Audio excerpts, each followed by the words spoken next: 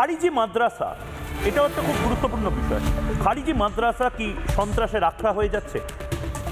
সিদ্দিকুল্লাহ চৌধুরী একদিকে লাগাতার উস্কানি দিয়ে যাচ্ছেন এবং খারিজি মাদ্রাসা অন্যদিকে, এটা কি সন্ত্রাসবাদীদের আখড়া হয়ে যাচ্ছে?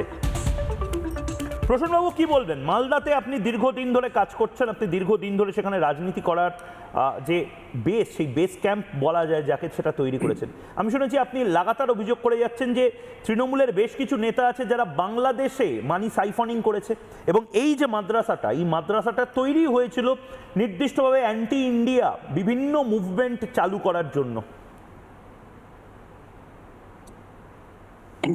ময়ূক, প্রথম কথা হচ্ছে যে যে অভিযোগটা করা হয়েছে বা যে অভিযোগটা তদন্ত করতে বলা হয়েছে সেটা সম্পূর্ণ একটা ডিফারেন্ট ডাইমেনশন আছে।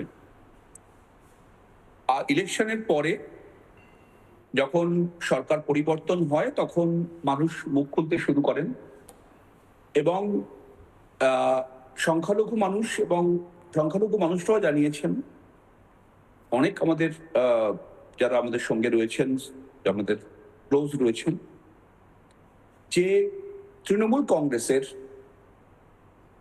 এক দুজন নেতা যারা শাসক থাকার সময় জেলা দায়িত্বের মানে ক্ষমতার খুব কাছাকাছি ছিলেন বা ক্ষমতা উপভোগ করতেন, তারা বাংলাদেশে টাকা সাইফন করেছেন বা বাংলাদেশে টাকা পাঠিয়েছেন। তো বিষয়টা যখন আরেকটু খোঁজ খবর করে দেখা যায়, অবশ্যই সেটা লোকাল এনকোয়ারি, এটা কোনো, আপনি যদি বলেন যে এটা এই ডকুমেন্টারি এভিডেন্স কনভার্ট করতে, সেটা আর একটু সময় লাগবে, বাট আমার মনে হয় সেই দায়িত্বটা ইডি বা এনআইএ নেওয়াটাই ভালো। যেটা জানা যাচ্ছে whispers in the corridor of politics, যে এই 2024 সালের আগে, লোকসভা নির্বাচনের আগেই বাংলাদেশের হেলথ সেক্টরে মালদার কিছু নেতা বিপুল অ্যামাউন্ট অফ টাকা ইনভেস্ট করেন, নাম্বার 1। এবং সেখানে তারপরে 24 সালের এপ্রিল মে মাসে এক দুজন প্রমিনেন্ট নেতা মালদার শাসক দলের তৃণমূল কংগ্রেসের, তারা বাংলাদেশ গিয়েছিলেন, সেটা ভেরিফাই করলেই দেখা যাবে। এখন যদি এটা সাধারণ মানুষের মধ্যে প্রশ্ন হয়, দল মত ধর্ম নির্বিশেষে এটা প্রশ্ন, এটা কি সত্যিই ঘটেছে, তাহলে আমরা যেটা বলছি সেটা হচ্ছে যে এটার একটা প্রমিনেন্ট তৃণমূল নেতা মানে, প্রসূনবাবু, মানে তৃণমূল নেতা মানে মমতা বন্দ্যোপাধ্যায় যে তৃণমূল কংগ্রেসটা চালাতেন সেই তৃণমূলের নেতা, মানে সে কি এখনো তৃণমূলে আছে? তিনি, হ্যাঁ, তৃণমূলে আছেন তারা, আপনি ঠিকই বলেছেন। এবার এখানে দুটো জিনিস ইম্পর্টেন্ট। একটা হচ্ছে যে 24-এর 5 অগস্ট পর্যন্ত বাংলাদেশে একটা গভর্নমেন্ট ছিল, যে গভর্নমেন্টটা শেখ হাসিনা রান করতেন, এবং ইনস্পাইট অফ মেনি প্রবলেমস সেখানে তাও একটা ডেমোক্রেসির কোনো একটা ছিটেফোঁটা ছিল। 5 অগস্টের পরে একটা নতুন সরকার ওখানে তৈরি হয়, একটা মিলিটারি কুই হয়েছিল, ওটা কোনো ডেমোক্রেটিক মুভমেন্টই হয়নি। একজন নির্বাচিত রাষ্ট্রপতি বাসভবনে গিয়ে এক অসম্ভব মানে বিভৎস তাণ্ডব, এবং তারপরে তাকে প্রাণে মারার চেষ্টা, এটাকে কোনো আন্দোলন বলা হয় না, এটা এক ধরনের কূপ। যাই হোক, তারপরে রেসপেক্টেড মিসেস হাসিনা ভারতে চলে আসেন। প্রশ্নটা হচ্ছে তারপরে প্রায় 2 বছর অতিক্রান্ত হওয়ার পরে সেইটা বিএনপি গভর্নমেন্ট তারপরে ফর্ম হয় ডেমোক্রেটিক প্রসেসের মধ্যে দিয়ে। এই যে সময়টাতে শোনা যাচ্ছে যে সেই যে ইনভেস্টেড যে মানি ইনস্টিটিউশন কমিয়ে চলেছে। এখন প্রশ্নটা হচ্ছে যে এই, আপনারা জানেন, আমরা সবাই জানি, যখন কোনো জায়গায় রেজিম চেঞ্জ হয়, আপনারা আফ্রিকার একাধিক দেশে আমরা দেখেছি রেজিম চেঞ্জ হলে তখন ফরাসি, ইউএসএ যারা ইনভেস্টর আছে তারা পাততাড়ি গুটিয়ে পালিয়ে যায়। রেজিম চেঞ্জ হলেই একটা ধাক্কা নেমে আসে। তার আগে রেজিমের সাথে একটা আন্ডারস্ট্যান্ডিং এর মধ্যে বিজনেস করতে গেলে তো অবশ্যই পলিটিক্যাল একটা এস্টাবলিশমেন্টের সঙ্গে, গভর্নমেন্টের সঙ্গে একটা লাগে।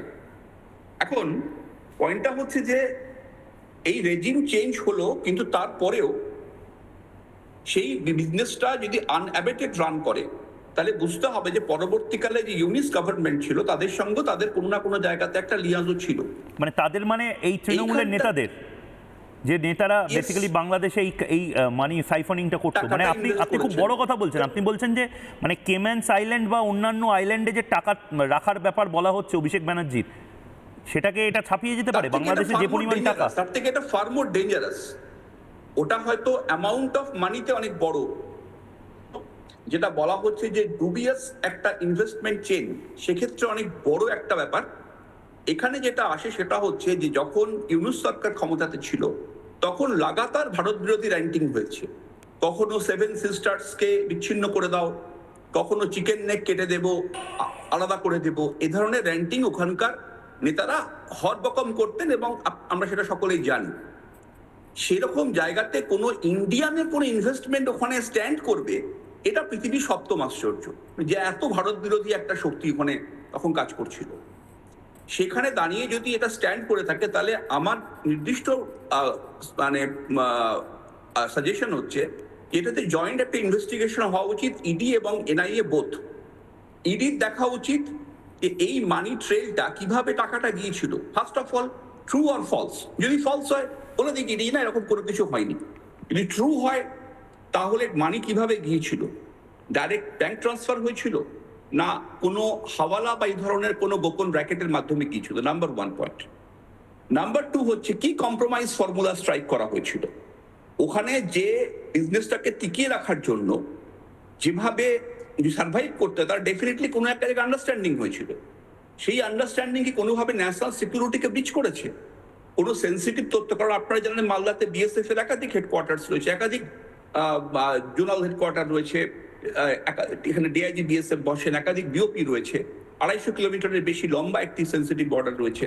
তো সেখানে কি কোনো সেন্সিটিভ তথ্য পাচার হয়ে যায়নি তো?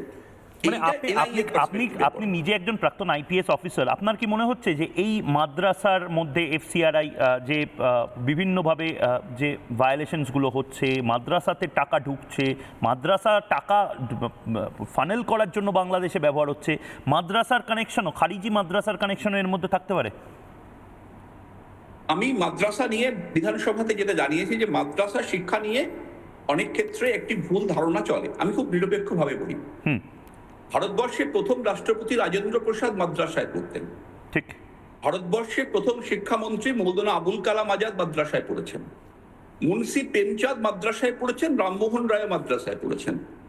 ফলে মাদ্রাসা সেই সময়ে, মাদ্রাসা বহু বছর ধরেই টাইম ইমেমোরিয়াল থেকে একটা কোয়ালিটি এডুকেশন প্রোভাইড করে এসছে। এটা মাদ্রাসা বা স্কুলের বিষয় নয়, সেরকম মিশনারি স্কুলেও যদি কোনো জায়গা থেকে কোনো ফান্ডিং এসে থাকে সেটাও গভর্নমেন্ট খতিয়ে দেখতে পারে। আই ডোন্ট থিঙ্ক দে কোনো মাদ্রাসাকে আলাদা করে আইডেন্টিফাই করা উচিত। যারা পড়েছিলেন তারা তো খারিজি মাদ্রাসায় পড়েননি, একদম নির্দিষ্টভাবে গভর্নমেন্ট এডেড মাদ্রাসায় পড়েছিলেন, রেজিস্টার্ড মাদ্রাসাতে। তারা তো নিশ্চয়ই গজওয়াতুল, মুন্সি প্রেমচাঁদ তো নিশ্চয়ই গজওয়াতুল হিন্দ পড়েননি, বা এটা পড়েননি যে আসমানি রং নিয়ে আমাকে রংধেনু বানাতে হবে।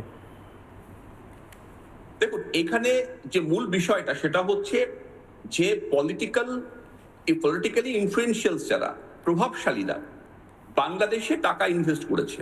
বাংলাদেশে টাকা ইনভেস্ট করলে আমার পয়েন্ট অফ ভিউটা হচ্ছে not on the Madrasa line, আমার পয়েন্ট অফ ভিউটা হচ্ছে যে বাংলাদেশের তৎকালীন ইউনুস গভর্নমেন্টের সঙ্গে, যে ইউনুস গভর্নমেন্ট একটা মানে অকথ্য অত্যাচার চালিয়েছে ভারতীয়দের উপরে ইন জেনারেল, এই এবং একটা অ্যান্টি ইন্ডিয়ান র্যান্ট পুরো ছড়িয়ে দিয়েছিল এই সাবকন্টিনেন্টে। সেই সময় বিজনেসে সার্ভাইভ করে থাকলে ইট রেজেস সিরিয়াস ডাউট যারা এই ইনভেস্টমেন্টটা করেছেন তাদের দ্বারা কোনো ন্যাশনাল সিকিউরিটি ব্রিচ হয়েছে কিনা, সেটা এনআইএর খতিয়ে দেখা দরকার। আমার মনে হয় যে এ বিষয়ে এটা খুব সিরিয়াসলি নেওয়া উচিত, কারণ এই তদন্ত 2-3 মাসের মধ্যেই একটা প্রিলিমিনারি এনকোয়ারিতে পৌঁছানো উচিত যে ইয়েস অর নো। যদি নো হয় let us discard this theory, যদি ইয়েস হয় তাহলে এর রুট কোন পর্যন্ত গেছে, বাংলাদেশ হয়ে পাকিস্তান পর্যন্ত বা অন্য কোনো আফ্রিকান কান্ট্রিজ পর্যন্ত গেছে কিনা, এই এন্টায়ার ট্রেলটাও খতিয়ে রাখা দরকার আছে। মানে এক্ষেত্রে দাঁড়িয়ে এনআইএ বা ইডি সিবিআই এর থেকেও ইম্পর্টেন্ট হচ্ছে কাস্টমস ওভারসিজ ইন্টেলিজেন্স নেটওয়ার্ককেও হয়তো ব্যবহার করতে হতে পারে, কয়েন পোস্টিং যাদের হয়, অর্থাৎ বাংলাদেশে, মানে বাংলাদেশে যারা দূতাবাসে বসে রয়েছেন সেখানেও ইন্টেলিজেন্সের অফিসার, ফিনান্সিয়াল ফ্রড ধরার মতন অফিসার রয়েছেন ভারতের। এই কাস্টমস ওভারসিজ ইন্টেলিজেন্স নেটওয়ার্কের যারা অফিসার রয়েছে, কয়েন পোস্টিং যাদের রয়েছে, তাদের সবচেয়ে বড় এই মুহূর্তে বোধহয় অ্যালার্ম ক্লকটা বোধহয় আপনি এই মুহূর্তে রিং করলেন প্রসূন ব্যানার্জি। আমি জানি না এটা নিয়ে কত বড় নাড়াঘাটা হবে, কিন্তু অনেক ধন্যবাদ আপনাকে প্রসূন ব্যানার্জি, প্রাক্তন আইপিএস অফিসার। এখন বর্তমানে তৃণমূলের বিধায়ক, ঋতব্রত তৃণমূলের অন্যতম বিধায়ক, মুখপাত্র, তিনি যে অভিযোগটা রিপাবলিক বাংলায় বসে করছেন সেটা খতিয়ে দেখা হোক। ভারত সরকার যদি জবাব চায় বাংলাতে, আজ ময়ূকের এই অনুষ্ঠানটি শোনেন, তারা দয়া করে এটা খতিয়ে দেখার অন্তত চেষ্টা করুন স্বতঃপ্রণোদিতভাবে। কারণ প্রসূন ব্যানার্জি বলছেন একাধিক তৃণমূলের নেতা তারা টাকা, নিজেদের টাকা, ব্যাপক হারে টাকা বাংলাদেশে পাঠিয়ে দিয়েছে, বাংলাদেশে বিভিন্ন প্রপার্টি কিনেছে, বাংলাদেশে প্রচুর অ্যাসেট জমা করেছে।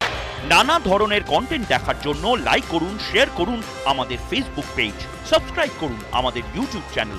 পাশাপাশি অন্যান্য ব্রেকিং নিউজের জন্য অবশ্যই চোখ রাখুন রিপাবলিক বাংলায়।